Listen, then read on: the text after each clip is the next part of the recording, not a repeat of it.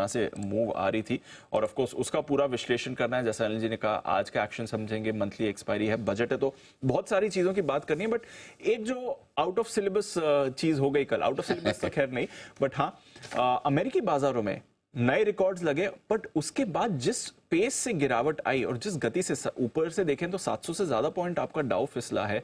Nasdaq पे 2 दिन से गिरावट है, इनका स्मॉल कैप इंडेक्स कल 0.25% गिरा है। सर, ये क्या हो गया सडनली? दीप देखिए, दो तीन चीजें हैं जो अमेरिका में हो रही है। पहली चीज तो ये कि वोलेटिलिटी बढ़ती हुई दिख रही है। वोलेटिलिटी बढ़ने का मतलब ये कि सिर्फ कमजोरी होना नहीं होता, मजबूती में भी और कमजोरी में भी दोनों तरफ एक्शन बड़े होते दिख रहे हैं।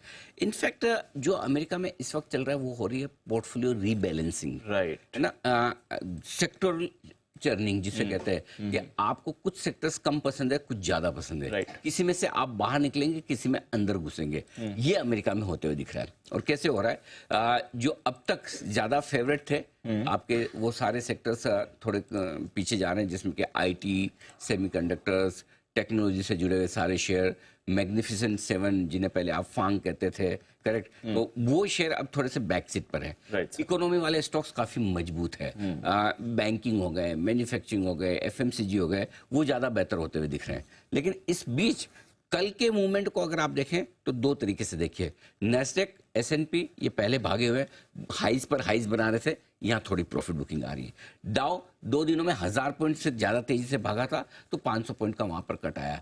प्रॉब्लम ये नहीं कि डाउ 500 घटाए, प्रॉब्लम ये कि स्पीड से घटाए, वो लोगों को थोड़ा सा सरप्राइज हुआ, अरे अभी तो बढ़ा था, घट कैसे गया। सो मेरा ये समझना है, और हम इस वक्त जो अमेरिकी बाजारों का विश्लेषण कर रहे हैं, हम 2-3 चीज़ें यहाँ पर बहुत साफ करना चाहते हैं।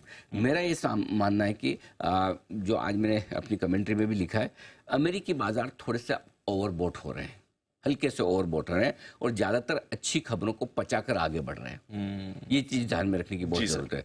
ओवरबॉट कैसे? क्योंकि पहले नेस्डैक को तेजी से भागा, S&P 500 तेजी से भागा, रसेल 2000 तेजी से भागा, वो रुका है। उसके बाद डाउ तेजी से भागा।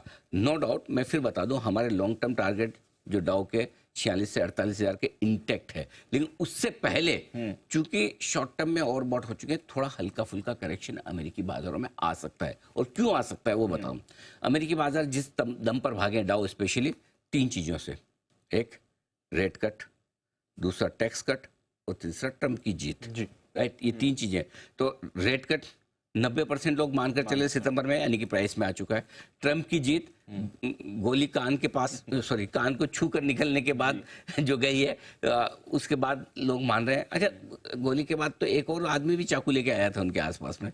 अच्छा, हाँ, वो 2 दिन पहले, फिर से परसों वो हुआ कि उनकी रैली के आसपास एक आदमी और चाकू लेके घूम रहा था, 2 हाथ में 2 चाकू लेके, तो वो भी निपट गया। सो कुल मिला के ये कि अब धीरे धीरे लोग मानकर चल रहे हैं कि ट्रम्प की जीत लगभग तय है, अनलेस कि जो बाइडेन की जगह कोई नया उम्मीदवार ही आ जाए, तब तो मामला थोड़ा वो एक अलग चीज है। तीसरी चीज है रेट कट, जो ट्रम्प ने कहा, वो भी बाजार 1000 पॉइंट उसी के दम पे भागा। तो मुझे ये लग रहा है कि अच्छी चीजें थोड़ी सी डिस्काउंट हो चुकी है, तो थोड़ा डाउ भी सांस लेगा, अमेरिकी बाजार सांस लेंगे। तो अगर थोड़ा 1000-1500 पॉइंट आने वाले हफ्ते 2 हफ्ते में डाउ ठंडा हो जाए तो कोई बड़ी बात नहीं है। और इसलिए हम अब अमेरिकी बाजारों पर न्यूट्रल हो रहे हैं, एकदम एग्रेसिवली जो पॉजिटिव हम जो थे उससे स्टैंड हम न्यूट्रल कर रहे हैं।